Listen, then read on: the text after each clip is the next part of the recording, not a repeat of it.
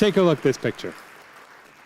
This is the accounting department in First National Chicago Bank in the 1950s.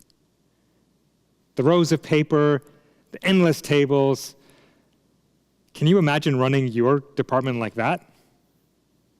And yet, in the last 50 years, so much has changed to get you to today. What we're going to talk about is why that change is actually accelerating and what it means for you. And why every time I come to these events, people are talking about this idea of the evolution of the Office of Finance. And most importantly, I'll try to leave you with a couple actionable takeaways so that Monday morning, when you get back to the office and you've digested everything we talked about, there's something for you to do. So this idea of change. The pace of change is actually accelerating dramatically. And there's a couple of factors that are actually driving this. I'm going to spike out a couple from this list because I think they're incredibly pertinent to today's discussion that we've been having. First is this idea of millennials. Just a quick show of hands. How many people here have millennials working for them? Good experiences so far?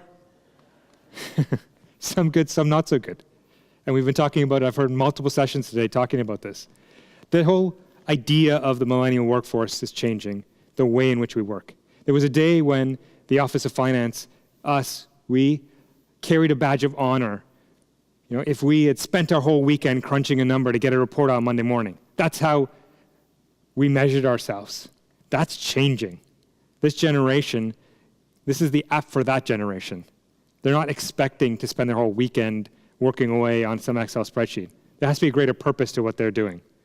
And that's totally changing the expectations of how your people are coming in, but that's going to trickle along the years to how people are working in the future. The other idea is this whole concept of the volume of data and the velocity of data. Things are happening all over the place. Things that don't have a direct impact on you from a day-to-day perspective can have dramatic impacts on your actual performance. So here's an example from a couple of years ago. Hillary Clinton actually tweeted about the pricing policies in the pharma companies. She tweets the next day, biotech ETFs are down 9%. It's pretty incredible how quickly things are happening, but we're expected to actually understand, interpret, and action when things like this actually happen. So when you look at this picture, you know, it's easy for us to look at it and kind of laugh. How can you possibly run an organization like that? But what I would challenge you with is 50 years ago, yesterday, is the same as 5 years from today. Does that make sense? Yeah? The amount of change that has happened in the last 50 years will happen again in the next 5 years. And so what you have to be prepared for is in 5 years, and people look back at how you were working today, what will they say? Will your picture look similar to the First National Bank's picture? What are you going to do about it? So when it comes back to the idea of why are people talking about the evolution of the Office of Finance, there's so much change, this is actually required. But let's break that into a couple extra pieces. Let me make a bold statement here.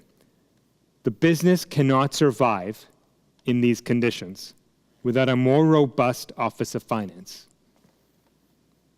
And there's two elements to this statement that I want to break into a little more detail. The business cannot survive. Things are moving too quickly. There's way too much data that needs to be processed. And the pressure of today is way higher than the pressures of yesterday. The business simply cannot survive in these conditions without a more robust Office of Finance. Now the question is, why an Office of Finance?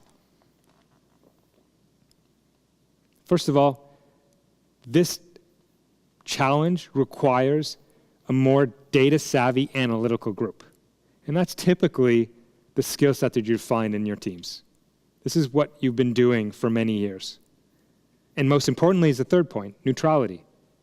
If this task was provided to the marketing team or the sales organization, what do you think their answer to everything is going to be? The marketers will always ask for more budget, and the salespeople will always ask for lower quotas. There is a neutrality that's built into the Office of Finance that's actually incredibly well suited for the task at hand.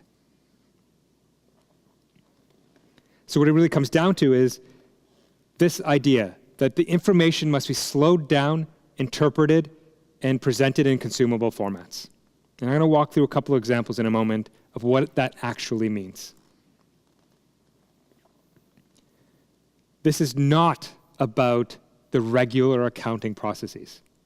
The idea of getting your financial reports out, consolidating data, building budgets, etc., that's just table stakes. That has to get done. This has nothing to do with that. This has everything to do with really planning and analytics. So think of what you're doing today on planning and analytics and put it onto steroids. And so let me give you a couple examples. Customer that I'm working with today, they run a ski resort, one of the premier ski resorts in North America. What they've started to do is collect a lot of information from all the different parts of their business. So now, when you go up their ski lifts, you have to scan your lift ticket. What that is doing is every time you go up and down a ski run, it's collecting all sorts of information on who you are, on where you're coming from, what lift you're going on. They started marrying it up with external data. At the time that you went up the lift, what was the weather like? What were the conditions?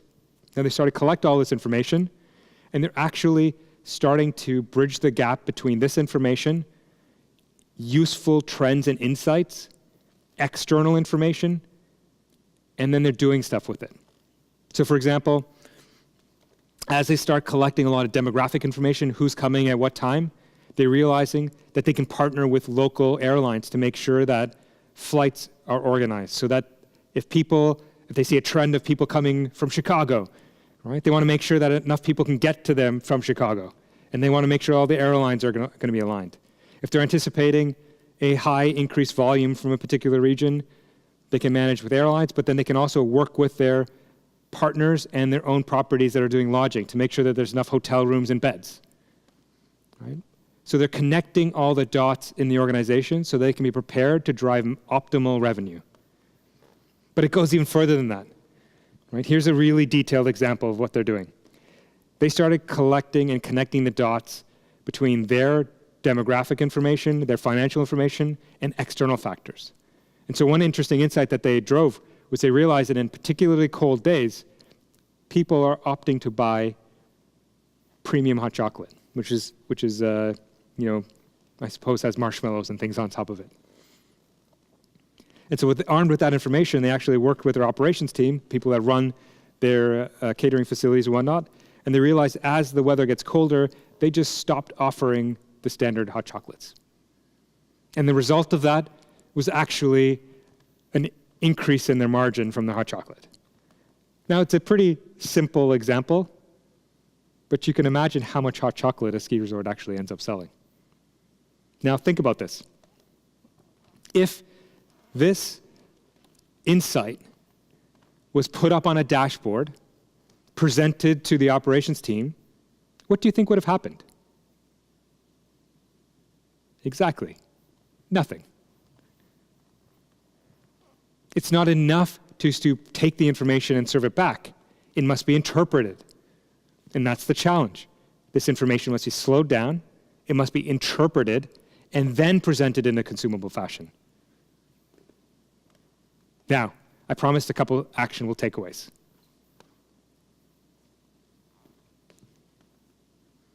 There's a couple things I want you to think about. Make your data easy. If your data sits in all sorts of different systems, if your data sits in all sorts of different spreadsheets, and you're struggling with the day-to-day things that you need to get done, then the world that I'm painting is far, far out of reach. The first step is actually to simplify your data. Make sense? The next is to invest in your infrastructure. First step is your people. You actually need analytical, tech-savvy people. But the good news is we just talked about that. What's the generation that's coming up that is more analytical and tech-savvy? The millennials. You have to harness this, and you have to use it to your advantage. Technology is your friend. When we talk about investment into technology, It's actually quite challenging. There's been lots of discussions today. Right?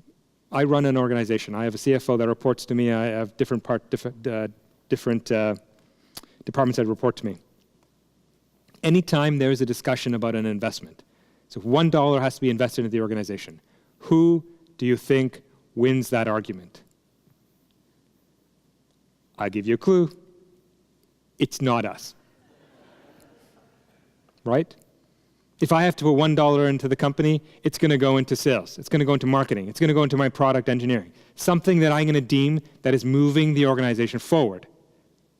Putting into the back office, kind of interesting. So what?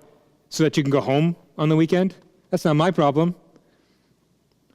What you have to realize is that the investment is not about back office. The investment is actually about putting actionable data into the right people so strategic decisions can be made so that we can improve and we can move the business forward. And you need to make that mental shift. It's about investing into strategic applications. Partner with the business. This is about collaboration. This is not about you telling the organization what to do. It's about partnering together. You're a service bureau.